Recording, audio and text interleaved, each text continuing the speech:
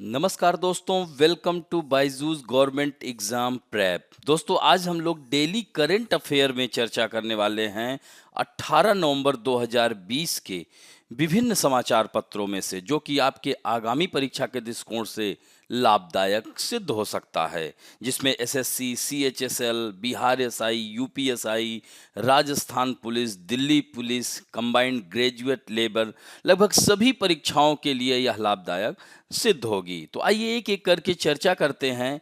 राष्ट्रीय मामलों में पहली खबर है, Goa to receive India's first green energy convergence project. ऊर्जा मंत्रालय के तहत एक संयुक्त उद्यम एनर्जी इफिशियंसी सर्विस लिमिटेड, ये ध्यान रखिएगा, इसको EESL कहते हैं, कभी कभी इसका फुल फॉर्म भी आ जाता है। और इसके साथ कौन है, या पूछ लेगा कि भारत का कौन सा राज्य पहला राज्य बना, तो वो है गोवा। सरकार ने सस्ती कीमतों पर स्वच्छ ऊर्जा परियोजना के कार्यान्वयन पर चर्चा के लिए क्या किया है, हस्ताक्षर किया है, एक साइन किया है। तो परियोजना का मुख्य उद्देश्य ही है, अब देखिए इस परियोजना का उद्देश्य, आपसे सीधे प्रश्न आ जाएगा, यानी इसका एम्स क्या है। तो इसका एम है कि ग्रामीण और कृषि खपत के लिए हरित ऊर्जा उत्पन्न करना। तो यहाँ पर महत्वपूर्ण हो जाता है, जैसे हरियाणा, पंजाब, आप देख रहे हैं कि पराली की समस्या हो रही है, तो हम लोग ऐसी ऊर्जा यानी हरित ऊर्जा का उत्पादन करें कि जिससे कि पोल्यूशन ना हो सके, जिससे कि प्रदूषण रहित रहे और ग्रामीण क्षेत्र का विकास भी न रुक सके, क्योंकि अभी ग्रामीण क्षेत्रों का विकास बहुत ज़्यादा मात्रा में हमें करना है। तो ऐसे में ग्रामीण और कृषि खपत दोनों को देखते हुए हरित ऊर्जा की ओर राज्य अब अग्रसर हो रहे हैं, जिसमें पहला राज्य गोवा है दोस्तों। और गोवा की राजधानी क्या है, पणजी है। ध्यान रखेंगे, यहाँ मांडवी और जुआरी नदियां बहती हैं। जुआरी नदी तो सुना होगा दोस्तों। तो जुआरी नदी के एस्चुरी पर ही यहाँ पर मार्मुगांव बंदरगाह भी अवस्थित है।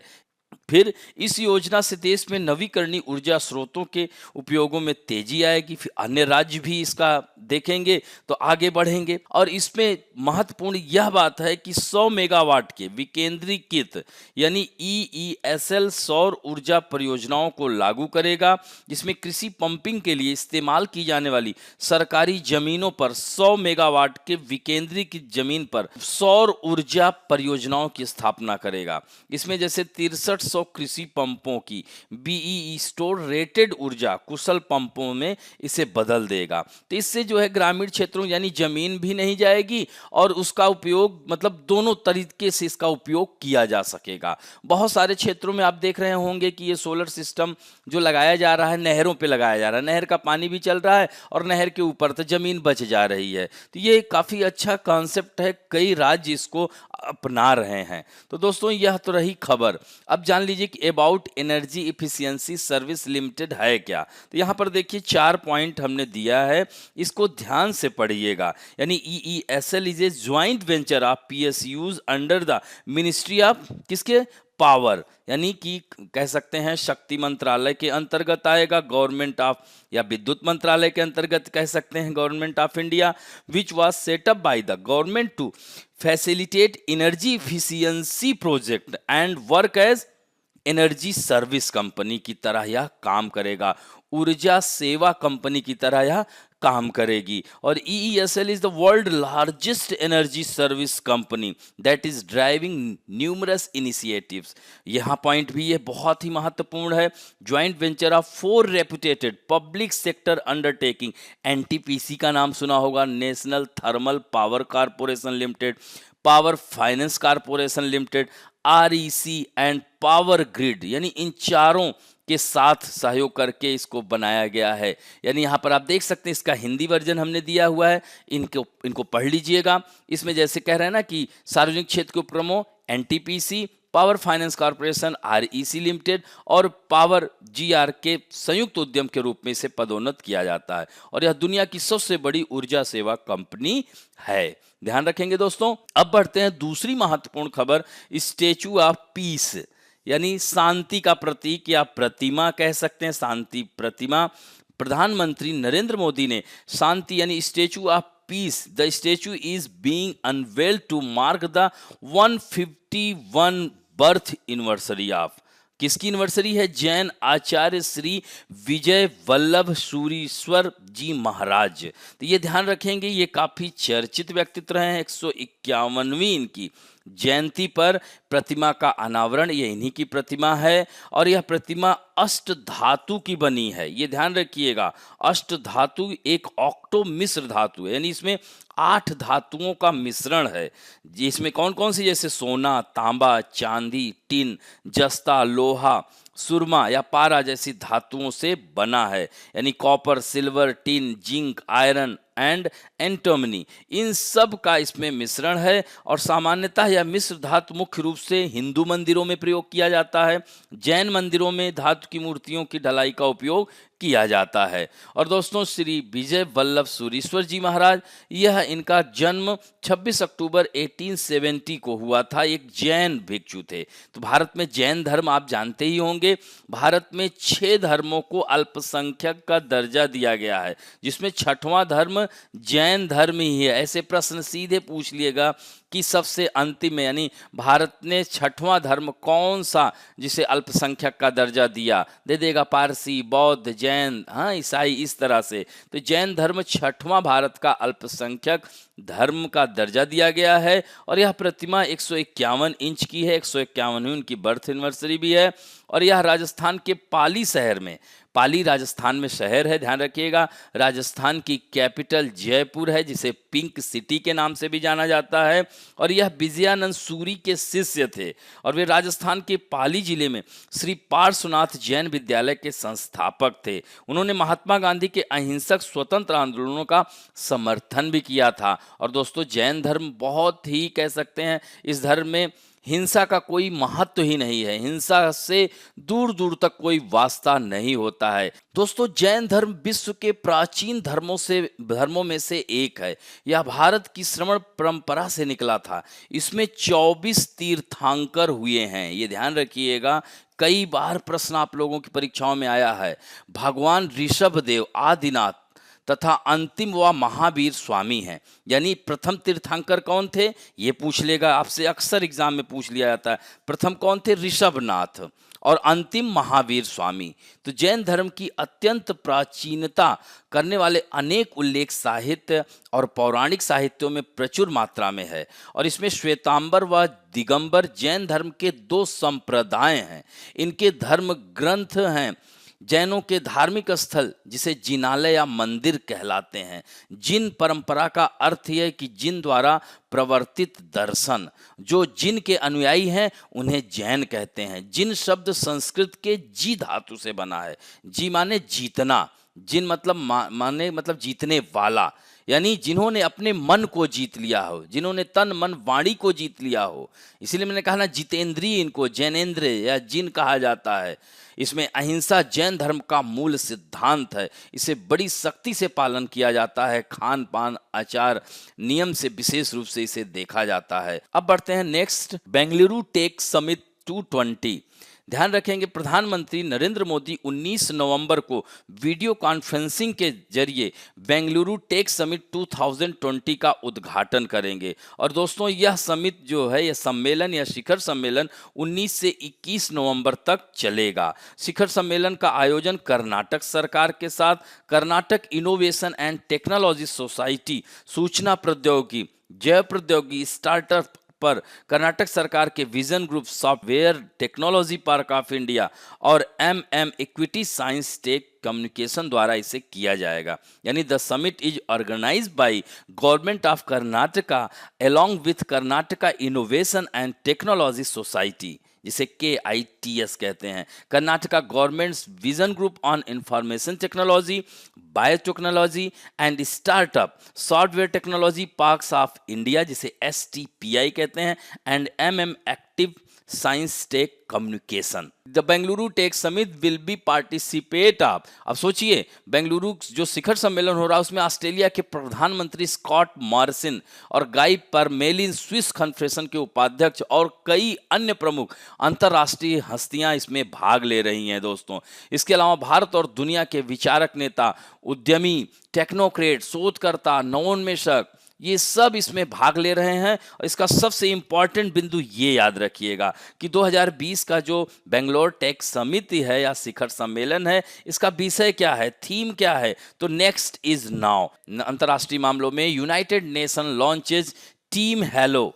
देखिए, बहुत ही महत्वपूर्ण हो जाता है कि किसने लॉन्च किया, किसके सहयोग से लॉन्च किया। तो संयुक्त राष्ट्र ने लंदन विश्वविद्यालय, दोस्तों लंदन विश्वविद्यालय ब्रिटेन की कैपिटल है लंदन, जो कि थेम्स नदी के किनारे बसा है, वैक्सीन कॉन्फिडेंस प्रोजेक्ट के साथ टीम हेलो का शुभारंभ किया है। यानी दुनिया के विभिन्न हिस्सों के 100 से अधिक, सोचिए दुनिया के 100 से अधिक वैज्ञानिक इस प्रोजेक्ट में एक साथ नजर आएंगे। और टीम हेलो का जो एम्स है, देश है इसका, कोविड-19 टीकों की सुरक्षा और प्रभावशीलता पर, जैसे कि सूचना पर, इस पर, यहाँ पर इसको कैसे इसका रोकथाम किया जाए, इन सब पर चर्चा होगी। और इस पहल के तहत वैज्ञानिक अपने व्यक्तिगत अनुभवों के आधार पर कोविड-19 वैक्सीन विज्ञान पर सोशल मीडिया फ्रेंडली वीडियो बनाएंगे। और इसके अलावा टीम हेलो कोविड-19 टीकों पर काम करने वाले वैज्ञानिकों के लिए एक संचार मंच के रूप में भी काम करे, एक प्लेटफॉर्म के रूप में काम करेगा। ध्यान रखेंगे India's role in the initiative, यानी भारत की भूमिका क्या है, तो 22 से अधिक भारतीय वैज्ञानिक इसमें, सोचिए भारत के वैज्ञानिक, 22 से अधिक वैज्ञानिक इसमें, post graduate institute of medical education and research, institute of medical science, SRM research institute आदि के वैज्ञानिक इस पहल में, किस पहल में, टीम हेलो पहल में शामिल हो रहे हैं। ध्यान रखिएगा। और यहाँ पर देखिए, the United Nation had launched several initiative to help the world fight against कोविड-19। यानी इस पूरा विश्व इस बीमारी से परेशान है, इस महामारी से परेशान है। यही कारण है संयुक्त राष्ट्र ने कई पॉइंट लॉन्च किए हैं, जैसे फूड कोएलिशन, खाद्य संग्रहण, resolution, response funds, law lab. इस तरह से United Nation launch a new alliance, यानी एक गठबंधन, प्रिवेंट कोविड-19 फूड क्राइसिस। इस FAO का बहुत बड़ा योगदान है, food and agriculture organization. The alliance will work toward increasing resilience of agriculture food system. और इसमें सबसे आगे बढ़कर कौन सा देश आया, इटली आया दोस्तों। United Nation adopted a resolution drafted by Mexico to ensure equitable and fair access to vaccine. दोस्तों इसी तरह से response fund, the United Nation launches the COVID solidarity response fund to financially. इसी तरह से एक पोर्टल विकसित किया है यूनाइटेड नेशन ने, Fight COVID-19. The portal hosts all legal steps adopted by its member countries to fight COVID-19. इसी को हिंदी में हमने यहाँ पर बताया है। चारों पॉइंट इन्हें ध्यान रखिएगा दोस्तों। अब बढ़ते हैं next, Asia's first solar power enabled textile mill to be unveiled in Parbhani district of Maharashtra. ध्यान रखिएगा, परभनी डिस्ट्रिक्ट ये महाराष्ट्र में है। एशिया में पहला सौर ऊर्जा सक्षम कपड़ा मिल स्थापित किया जा रहा है। देख रहे हैं ग्रीन एनर्जी कितनी तेजी से बढ़त हो रही है। आज हम लोग तेजी से विकास कर रहे हैं। तो 30 एकड़ भूमि में फैली जय भवानी महिलाओं की सहकारी कपड़ा मिल एशिया में पहली बार होगा जो पूरी तरह से सौर ऊर्जा से यह संचालित होगी दोस्तों। और आपको पता ही है, महाराष्ट्र में मुंबई को भारत की सूती वस्त्र की राजधानी कहा जाता है, कोटोनोपोलिस ऑफ इंडिया कहा जाता है। गुजरात और महाराष्ट्र अग्रणी कपास उत्पादक राज्य हैं।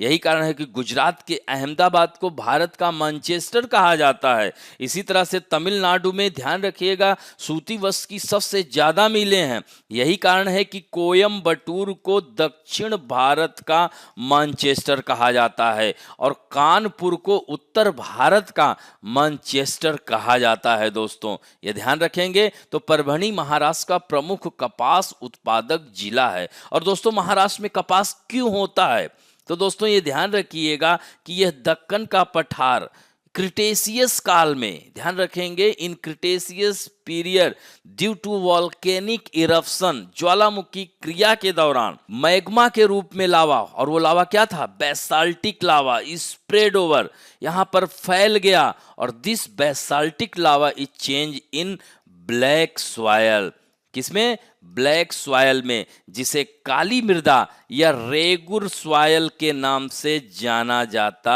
है। याद रखेंगे, जिसे कॉटन सॉयल के नाम से भी जाना जाता है, जिसे सेल्फ प्लॉइंग सॉयल के नाम से भी जाना जाता है दोस्तों।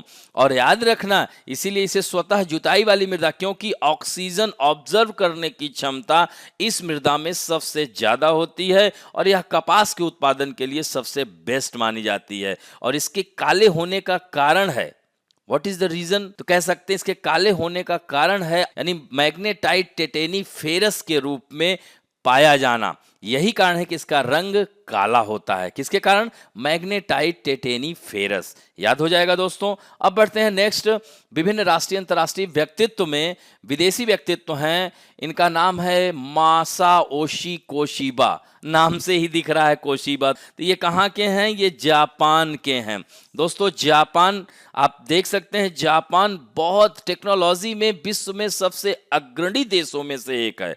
इसकी राजधानी दोस्तों टोक्यो है, और यहाँ पर कम से कम 1100 से अधिक द्वीप हैं, लेकिन इसके 4 प्रमुख द्वीप हैं, होकाइडो, होन्शु, शिकोको और क्यूशु द्वीप। ये ध्यान रखिएगा। तो ये होन्शु द्वीप इसका सबसे बड़ा द्वीप है, और यहाँ पर 60% से अधिक आबादी होन्शु द्वीप पर ही पाई जाती है। ये ध्यान रखेंगे दोस्तों। तो यह जो है, यहीं के ब्रह्मांड न्यूट्रिनो का पता लगाने वाले 2002 के नोबेल पुरस्कार विजेता भौतिक विज्ञानी मासाओशी कोशिबा का निधन हो गया है दोस्तों। तो कोशिबा के सबसे प्रसिद्ध काम में शामिल है केंद्रीय जापान की एक खदान में स्थित एक विशाल डिटेक्टर का उपयोग करके दूर के सुपरनोवा विस्फोट से न्यूट्रिनो का उन्होंने पता लगाया था। और कोशिबा टोक्यो विश्वविद्यालय में प्रोफेसर थे। ये ध्यान रखेंगे, कोशिबा ने सूर्य से प्रवाहित होने वाली मायावी कणों न्यूट्रिनो का पता लगाने के लिए विशाल भूमिगत कक्षों के निर्माण को तैयार किया था, इसलिए काफी चर्चित व्यक्तित्व थे। इन्हीं के छात्र ताकाकी काजिता ने 2015 में सुपर कामियो कोंडे सुविधा में अनुसंधान के लिए भौतिकी में नोबेल पुरस्कार जीता था, जिसमें न्यूट्रिनो का द्रव्यमान पाया गया था। सोचिए, इनके स्टूडेंट भी नोबेल पुरस्कार, तो कितने चर्चित व्यक्तित्व थे। अब बात करते हैं बैंकिंग और फाइनेंस रिलेटेड न्यूज में। HDFC और इंडस इंड बैंक ने रेड फ्लैग यानी list on nearing foreign investment cap, यानी HDFC बैंक और इंडस इंड बैंक को रेड फ्लैग सूची में डाल दिया गया है, जो विदेशी पोर्टफोलियो निवेशक की सीमाओं की निगरानी के लिए एक प्रणाली है।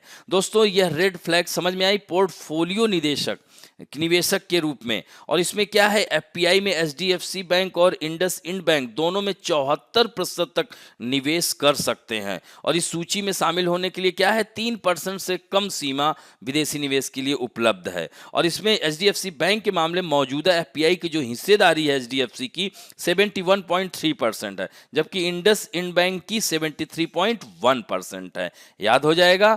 तो ये महत्वपूर्ण है। इन दोनों के अलावा नोवार्टिस इंडिया का नाम सुना होगा, प्रॉक्टर एंड गैम्बल हाइजीन तथा हेल्थ केयर रेड फ्लैग सूची में अन्य कंपनियां भी शामिल हैं। अब बात करते हैं, RBI imposes ₹1 crore penalty on Punjab national bank. दोस्तों, भारतीय रिजर्व बैंक, इसका मुख्यालय कहाँ है, तो वह है मुंबई में। 1935 में इसकी स्थापना हुई थी 34 एक्ट के तहत। तो RBI ने पंजाब नेशनल बैंक पर भुगतान और निपटान प्रणाली अधिनियम 2007, जिसे क्या कहेंगे, payment and settlement system act 2007 का इसने वायलेशन किया, उल्लंघन किया, जिसके कारण RBI ने 1 करोड़ रुपए का जुर्माना लगा दिया है। तो PNB भारत के बैंकिंग नियामक से पूर्व अनुमोदन या प्राधिकरण के बिना अप्रैल 2010 से PNB बैंक लिमिटेड भूटान के साथ एक द्विपक्षीय ATM शेयरिंग व्यवस्था का संचालन कर रहा था। आप सोचिए,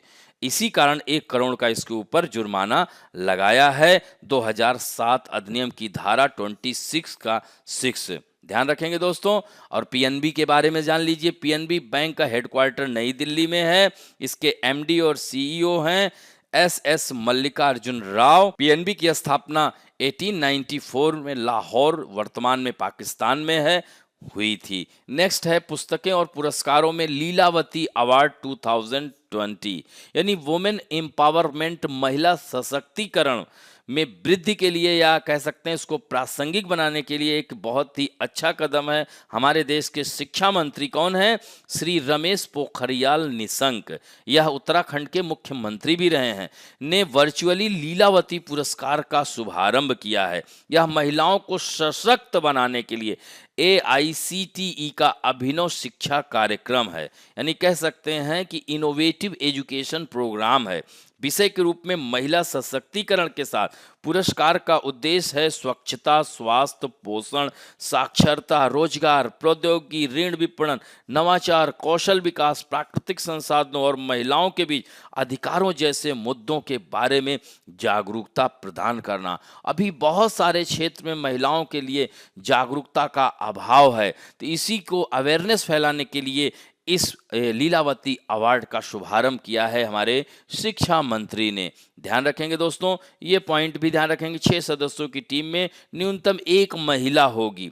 और उन्होंने कहा कि शिक्षा मंत्रालय के इनोवेशन सेल ने महिलाओं, खासकर स्मार्ट इंडिया हैकथन के लिए कई कार्यक्रम शुरू किए हैं। जैसा कि हमने बताया कि 6 में से 1 महिला, और ये पहल छात्राओं और महिलाओं को भाग लेने और उत्कृष्टता प्राप्त करने के लिए और बढ़ाएगी, उसे प्रेरित करेगी। और इस तरह से इस पुरस्कार में महिलाओं के स्वास्थ्य, आत्मरक्षा, सेल्फ डिफेंस, स्वच्छता, क्लीनेस, लिटरेसी, उद्यमशीलता, एंटरप्रेन्योरशिप, कानूनी जागरूकता, बहुत सारी महिलाओं को कानून के बारे में पता ही नहीं है, घरेलू हिंसा का शिकार होती हैं, तो इस तरह से वह अपने अधिकारों को पहचानेंगी और जिस तरह से महिला सशक्तिकरण बढ़ेगा।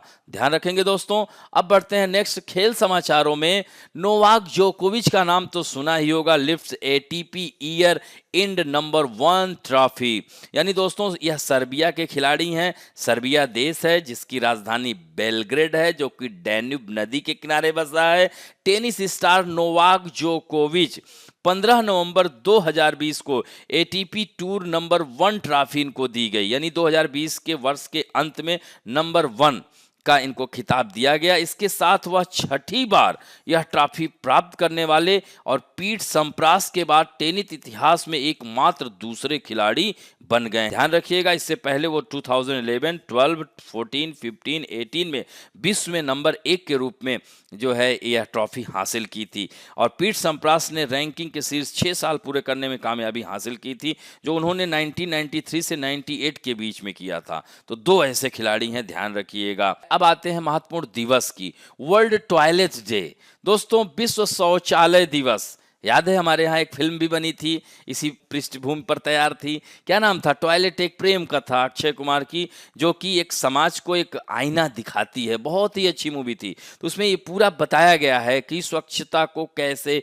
बढ़ाएं। तो यह ध्यान रखेंगे कि विश्व शौचालय दिवस की शुरुआत विश्व शौचालय संगठन द्वारा वर्ष 2001 में ही शुरू किया था, लेकिन इस संगठन में जागरूकता तकरीबन 12 वर्ष के बाद आनी शुरू हुई। यानी 2013 में इस संगठन को लेकर लोग तेजी से काम करना शुरू किए। जहां तक भारत की बात है, तो आप लोगों ने भी देखा होगा वर्ष 2014 से के बाद से केंद्र सरकार के प्रयासों से इसको लेकर भारत में तेजी से जागरूकता फैलाई गई। आपने देखा होगा चारों तरफ महात्मा गांधी के जन्म दिवस से ही सफाई जागरूकता अभियान चलाना। प्रधानमंत्री मन की बात में अक्सर सफाई से जुड़ी बातों को बोलते हैं। तो ध्यान रखेंगे दोस्तों, 19 नवंबर को विश्व शौचालय दिवस मनाया जाता है, यानी सतत विकास लक्ष्य, जिसे सस्टेनेबल डेवलपमेंट गोल को प्राप्त करने के लिए प्रेरित किया जा सके, यानी 2030 तक स्वच्छता का वादा करता है। और सोचिए, WHO और यूनिसेफ के अनुसार लगभग 60% वैश्विक आबादी 4.5 बिलियन लोगों के पास या तो घर पर शौचालय नहीं है या जो सुरक्षित रूप से मलमूत्र का प्रबंधन नहीं करते हैं। और इस बार का जो थीम है, ये भी याद रखना मोस्ट इंपॉर्टेंट है, सतत स्वच्छता और जलवायु परिवर्तन, यानी sustainable sanitation and climate change. ये ध्यान, यानी स्वच्छता को हमें लगातार बनाए रखना है। अगर शौचालय सरकार ने बनाया है, तो अब आपका भी मौलिक कर्तव्य है कि उस उसको स्वच्छ रखें, अपने इर्द गिर्द के वातावरण को स्वच्छ रखें, पर्यावरण को सुरक्षित रखें, तभी हम विकास कर सकते हैं। नेक्स्ट है let us talk about some important fact. इसमें मेटल के बारे में दोस्तों ये सीधे सीधे फैक्ट, इसको याद रख लीजिएगा कि the metal with the highest melting point, यानी उच्चतम गलनांक वाली धातु किसे कहते हैं? टंगस्टन। टंगस्टन, जैसे भारत में राजस्थान में डेगाना है खान टंगस्टन की, और विश्व में सबसे अधिक टंगस्टन का उत्पादन चीन करता है। The metal with highest thermal conductivity, यानी उच्चतम तापीय चालकता वाली धातु किसे कहेंगे? तो सिल्वर है, चांदी है। ध्यान रखेंगे भारत में चांदी सबसे ज्यादा कहाँ होता है? राजस्थान में ही होता है। और विश्व में मैक्सिको चिहुआहुआ है विश्व की सबसे बड़ी चांदी की खान है। The metal with the highest electrical conductivity, ये भी सिल्वर यानी रजत जिसे चांदी कहते हैं। ध्यान रखेंगे उच्चतम घनत्व वाली धातु ऑस्मियम है। ध्यान रखें the metal with the highest density, metal with the lowest density lithium है दोस्तों। और सबसे कह सकते हैं most malleable and ductile metal gold है। इसीलिए देखें ना 24 कैरेट का गोल्ड आप उसको नहीं यूज कर सकते, इसीलिए 18-22 कैरेट चलता है, यूज किया जाता है। और सबसे कम प्रतिक्रियाशील धातु प्लेटिनम है दोस्तों, और काफी महंगी धातु, सोना और डायमंड से भी महंगी धातु है। विश्व में सबसे अधिक प्लेटिनम साउथ अफ्रीका में पाया जाता है दोस्तों, याद रखेंगे। और साउथ अफ्रीका की कैपिटल क्या है? स्वाने है। इसी तरह से मेटल मोस्ट एबंडेंट इन अर्थ क्रस्ट, यानी पृथ्वी की क्रस्ट में सबसे प्रचुर मात्रा में कौन पाया जाता है? एल्युमिनियम। और विश्व का सबसे बड़ा एल्युमिनियम का उत्पादक देश है चीन। धातु जो अन्य तत्वों के साथ अमलगम बनाती है वह है मरकरी, जिसे पारा कहते हैं। ये ध्यान रखना, इसको पारा कहेंगे मरकरी को, ना ध्यान रखेंगे। या मरकरी भी आप हिंदी में याद कर सकते हैं। Metal used in a fuse wire and also in solder lead, यानी यहां पर देख रहे हैं ना, तो यहां पर लेड इसको कहेंगे, लेड, यहां पर लीड नहीं लेड कहेंगे। ध्यान रखेंगे लेड टिन मिश्र धातु का बनाया जाता है। Metal use in filament of bulb, जो बल्ब में जो फिलामेंट होता है तो उसमें किसका? टंगस्टन रहता है जो जलता है लाल लाल, याद रखिएगा। Metal which pollute the air of cities having large number of vehicle, वही है लेड, सीसा बिना पेट्रोल के उपयोग का कारण। ध्यान रखेंगे इलेक्ट्रिक हीटर के फिलामेंट में प्रयुक्त धातु क्या है? नाइक्रोम है, ये ध्यान रखिएगा। ये भी पूछ लेता है किस धातु का प्रयोग किया जाता है। अगला है metal used as radiation shield, तो सीसा यानी लेड का प्रयोग किया जाता है विकिरण शील्ड के रूप में। धातु जिसमें यूरेनियम मुड़ता है जब वह अपनी सारी रेडियो धर्मिता खो देता है तो वह है लेड, यानी कह सकते हैं metal into which uranium turn when it loses all its radioactivity, that is lead. ध्यान रखेंगे metal use for making boats because it does not corrode by sea water, वो है टाइटेनियम। ये ध्यान रखिएगा, ये सब महत्वपूर्ण और ये लगभग परीक्षाओं में आपके आए हुए हैं दोस्तों। यूरेनियम में अगर रिजर्व की बात की जाए तो विश्व का सबसे अधिक भंडार ऑस्ट्रेलिया में है यूरेनियम का। इसी तरह से अगर उत्पादन में बात की जाए तो विश्व का सबसे बड़ा उत्पादक देश कजाकिस्तान है, याद रखेंगे दोस्तों। और भारत में जैसे जादू गुड्डा की खान है, मेघालय में डोमियोटास है, इसी तरह आंध्र प्रदेश में थुमलापल्ली है, पुर में भी यूरेनियम के भंडार पाए गए हैं, राजस्थान के रोहिला नामक क्षेत्र में यूरेनियम के भंडार पाए गए हैं। तो इस तरह से आप देख सकते हैं। और अपने भारत में थोरियम, यहाँ केरल के मोनाजाइट बालू में सबसे ज्यादा विश्व का थोरियम का निक्षेप है। अब बात करते हैं आप लोगों के सेक्शन की।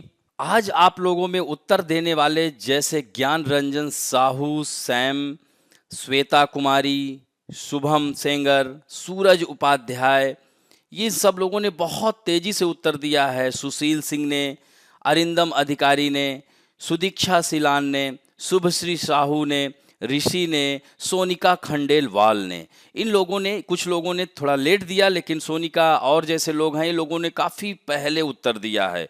और इसी तरह से आप लोग उत्तर देते रहें। हम इसीलिए इसका आंसर नहीं देते हैं बच्चों कि जिससे कि आप लोग खुद इस पूरी खबर को बार बार पढ़िए, इसी में उत्तर छिपा हुआ है। थोड़ा सा आपको भी करना पड़ेगा। देखिए मेरा मेन उद्देश्य ये है कि आप जंगल का पौधा बने, न कि घर में एक्वेरियम का पौधा। आप देखते हैं ना, घर में जो पौधा होता है, तेज तूफान आंधी आती है, वह गमला गिर जाता है। लेकिन वही जंगल का पौधा आप देखिए, कितना भी तेज सुनामी भी होता है तो वह पेड़ खड़ा रहता है। तो ऐसे मजबूत बनना है कि आपको परीक्षा में किसी भी प्रकार का प्रश्न आए तो आप हल कर सकें। और बहुत ही अच्छा उत्तर आप सब दे रहे हैं। आज पहला क्वेश्चन आप लोगों के समक्ष है, energy efficiency service limited has sign a memorandum of understanding with which state to implement the country's first convergence project. यानी ऊर्जा दक्षता सेवा लिमिटेड EESL ने देश की पहली अभिसरण परियोजना को लागू करने के लिए किस राज्य के साथ समझौता किया है? वह महाराष्ट्र है, गोवा है, कर्नाटक है या मध्य प्रदेश है? भारत के किस धर्म को छठवें अल्पसंख्यक का दर्जा दिया गया था? बौद्ध धर्म को, जैन धर्म को, पारसी या ईसाई? दोस्तों टोटल 6 अल्पसंख्यक हैं। अब बढ़ते हैं, नेक्स्ट है, भारत का सिलिकॉन वैली किस शहर को कहा जाता है? मैंगलोर, बेंगलोर या मुंबई या हैदराबाद? ध्यान रखेंगे, मैंगलोर का नाम भी अब मंगलुरु हो गया है, बेंगलोर का नाम बंगलुरु हो गया है। हाँ, तो यहाँ पर आपको उत्तर देना है। जैसे सिलिकॉन वैली कहाँ है? अमेरिका में है, तो which city is called Silicon Valley of India? चौथा क्वेश्चन है, the United Nation has launch team hello with the University of London which is related to. यानी ये जो टीम हेलो, ये पहल है, ये किससे संबंधित है? प्रिवेंशन ऑफ इबोला वायरस या प्रिवेंशन ऑफ कोविड-19 या प्रिवेंशन ऑफ निपाह वायरस या प्रिवेंशन ऑफ एयर पोल्यूशन? इसमें भी आपको उत्तर देना है। नेक्स्ट है, एशिया में पहला सौर ऊर्जा सक्षम कपड़ा मिल भारत के किस राज्य में स्थापित किया गया है?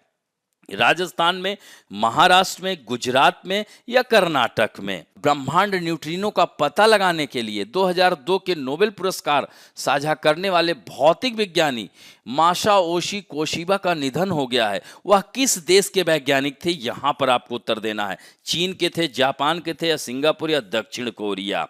नेक्स्ट है क्वेश्चन, हाल ही में भारतीय रिजर्व बैंक ने किस राष्ट्रीयकृत बैंक पर भुगतान और निपटान प्रणाली अधिनियम 2007 का उल्लंघन करने पर 1 करोड़ रुपए का जुर्माना लगाया? यानी recently reserve bank of India has imposed a fine 1 crore on which nationalised bank for violation of payment and settlement system act 2007?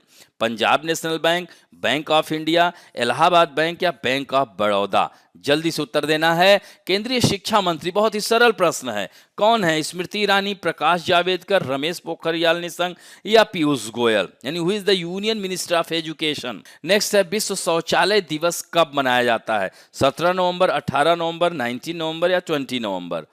Next है, नोवाक जोकोविच किस देश के टेनिस खिलाड़ी हैं जो कि विश्व नंबर 1 ATP रैंक मिली है? फ्रांस, स्पेन, सर्बिया या स्विट्जरलैंड? तो इस तरह से इन 10 प्रश्न का उत्तर आप तुरंत दें। जैसे ही आप लोग पहले खबरों को सुने, जल्दबाजी नहीं करें, जल्दबाजी में उत्तर गलत नहीं करें, ये ध्यान रखें। आशा करता हूं कि आज का वीडियो भी आप लोगों को अच्छा लगेगा। और दोस्तों अच्छा लगे तो प्लीज लाइक, शेयर, सब्सक्राइब करना ना भूलें और अपने दोस्तों को भी बताएं। थैंक यू दोस्तों।